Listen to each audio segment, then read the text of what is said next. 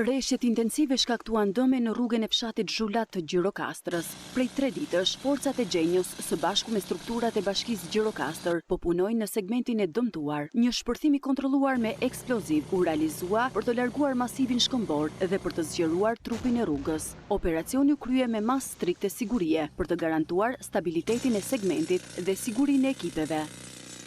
Prej 3 ditësh, nga data 9, është angazhuar me 10 forca, 3 mjete, 1 agregat dhe ka eliminuar këtë emergjencë problematike që kishte sjell pengesë për rrugkalimin në fshatin Zhulat, të përber prej 50 familjesh dhe 170 banor.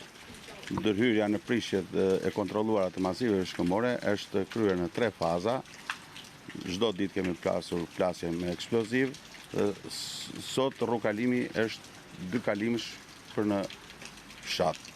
Punimet në këtë segment rural do të vijojnë deri në normalizimin e plot të situatës, ndërkohë që sipas Larajt, hartimi një plani afatgjat do të ndihmojë në parandalimin e dëmtimeve të ngjashme nga rreshjet dhe rrëshqitjet e verave. Në këtë segment rrugor prej 120 metra linear është kryer sepse ishte teren i shkëmbor dhe është bërë komplet traseja e rrugës kalon në shkëmb dhe nuk do të ketë më problematika, por gjithsesi nga pushteti vendor duhet të ketë një plan të detajuar sepse është një gjatësi e madhe këtij rrugkalimi dhe mund të ketë rrezikime të tjera, por këto i bjerë në planet modernizuese të mëvorshme.